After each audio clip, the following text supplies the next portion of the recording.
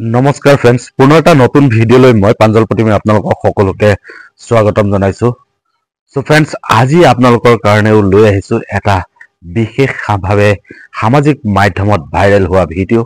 আপোনালোকে আশা কৰিছো ভিডিঅ'টো একেবাৰে শেষলৈকে চাই গৈ থাকিব। তেনেহলে আহক ফ্ৰেন্ডছ, আজিৰ ভিডিঅ'টো আৰম্ভ কৰো। ফ্ৰেন্ডছ, আপোনালোকে নিশ্চয় শুনিছে বিভিন্ন মানুহৰ বিভিন্ন সময়ত বিভিন্ন বস্তু চুৰ হোৱা দেখিছে, যেনে গাড়ী, ঘৰৰ বিভিন্ন সামগ্ৰী, আচবাব, এই সকলোবোৰ আপোনালোকে চুৰ হোৱা কথা শুনে আৰু বিভিন্নজনে সেই ক্ষেত্ৰত আৰক্ষীৰ হাতত গ্ৰেপ্তাৰ হোৱাৰ কথা আপোনালোকে শুনা পাই আহিছে।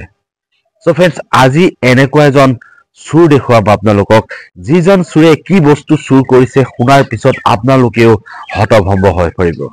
হয় ফ্ৰেন্ডছ, আপোনালোকে ভিডিঅ'টোত প্ৰথমতে এটা লাইক কৰি দিয়ক। এই ভিডিঅ'টোৱে আপোনালোকে যেতিয়া চাব, সম্পূৰ্ণ চাব, তেতিয়াই গম পাব এইজন চুৰে আচলতে কি বস্তু চুৰ কৰিছে। এতিয়া এইবোৰ বস্তু নিৰাপত্তা নাইকিয়া হৈ গৈছে নেকি, তাক লৈ এতিয়া সকলোৱে চিন্তিত হৈ পৰিব। সো ফ্ৰেন্ডছ, প্ৰথমতে আপোনালোকে অকণমান এই ভিডিঅ'টোৰ ক্লিপ প্ৰথমতে চাই লওক। আপোনালোকে যি কৰে কৰক, মোক কোৱা নাই। মই থানা দিম, কিন্তু কাপোৰ মোক বিচাৰি নিদিলে। মোক কাপোৰ লাগে, মোবাইল মই বাদ দিলো, কাপোৰ উলিয়াই দে মোক। কৈ দিছো আকৌ, মই হাত উঠাবলৈ হলে বেয়া হ'ব। তই কাপোৰ উলিয়াই ক'ত পেলালি? মোৰ কাপোৰটো মই একদম মই চুচুৰাই দিম তোক।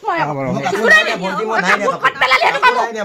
কেনেকে পৰিলে পিছফালে পিছালে? তই যদি নিয়া নাই কাপোৰ কেনেকে পিছফালে পৰিলে? চুচুৰাই একদম গাল ভাঙি দিম তোক মই। তেতিয়াহ'লে কাপোৰ কেনেকে পিছফালে পৰিলে? তই যদি নিয়া নাই মোক সেইটো ক। কাপোৰ নাই, মোক সেইটো ক। তই যদি কাপোৰ নিয়া নাছিলি পিছফালে কেনেকে কাপোৰ পৰিলে? মই কাপোৰ নিয়া এতিয়া কাপোৰ মই নিপিনো কেতিয়াও। কেনেকে পৰিলে? মই মাইকী মানুহৰ কাপোৰ চুৰ কৰা মোৰ আদত নাই। কেনেকে পৰিলে? কেনেকে পিছফালে? আৰু এটা পেন এটা চামিজ নাই কেলে? কেলে নাই? মই হেৰি নাই কৰা। তোৰ নিচিনা চুৰ সোমাইছিলি কাৰণে নাই। সোমাইছিলি কেলে আমাৰ ঘৰত? কাপোৰ মই একো নাই নে তোক কি দিয়া নাছিলো? পানী খাওঁ বুলি কৈছে, পানী দিছো, চকী দিছো। নিয়া কি নাই। কৰা নাছিলো তোক? তোকতো আমি কাম কৰিছ বুলি তোক আমি তোক কওঁ বেয়া ব্যৱহাৰ কৰিছিলো।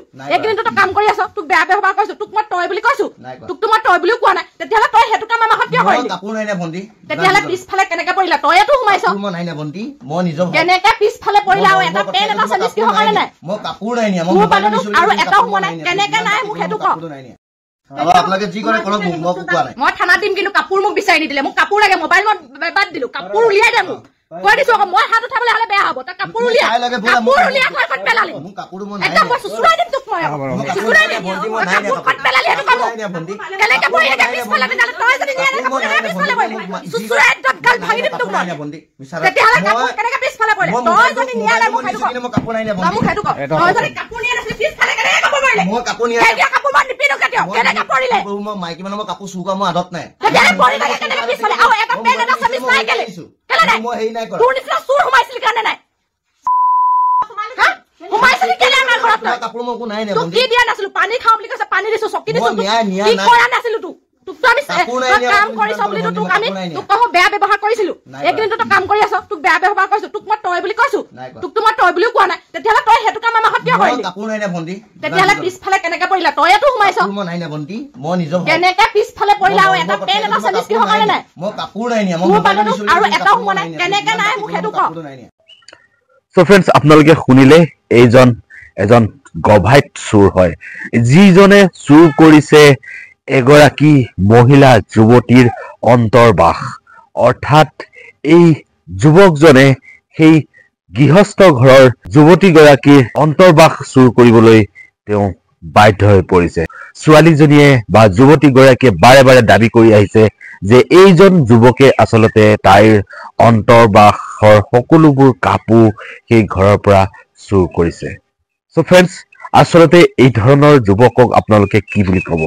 এওঁলোকে আচলতে কিয় এইবোৰ কাম কৰে, যিবোৰ কাম কৰি এতিয়া এই যুৱকজনে বিভিন্ন হাৰাশাস্তিৰ সন্মুখীন হ'ব লগা হৈছে আৰু হোৱাটো স্বাভাৱিক। এওঁলোকক আচলতে এক উচিতৰ পৰা উচিত শাস্তি প্ৰদান কৰিব লাগে। ইতিমধ্যে এই যুৱকজনক আৰক্ষীয়ে গ্ৰেপ্তাৰ কৰিব পাৰে আৰু তেওঁক গ্ৰেপ্তাৰ কৰাৰ পিছত এওঁলোকৰ পৰা এনেকুৱা শাস্তি এওঁলোকক যাতে দিব লাগে, যাতে জীৱনৰ কাৰণে এই সকল যুৱকে এই ধৰণৰ কাম কৰিবলৈ পাহৰি যায়।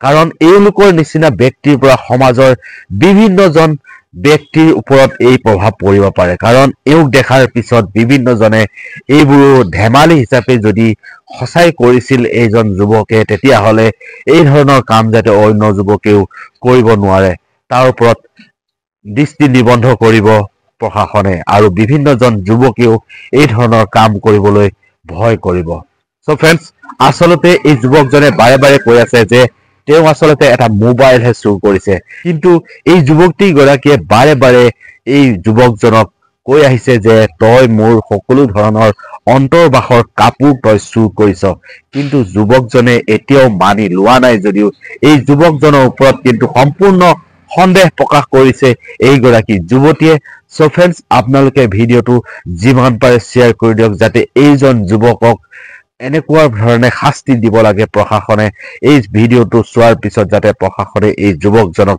কৰায়ত্ব কৰিব পাৰে তাকে কামনা কৰিলো সো ফ্ৰেন্ডছ আকৌ এটা নতুন ভিডিঅ লৈ মই প্ৰাঞ্জল প্ৰতিমে আপোনালোকৰ মাজত উপস্থিত হ'ম আজিলৈ আহিছো ধন্যবাদ জয় অসম জয় হিন্দ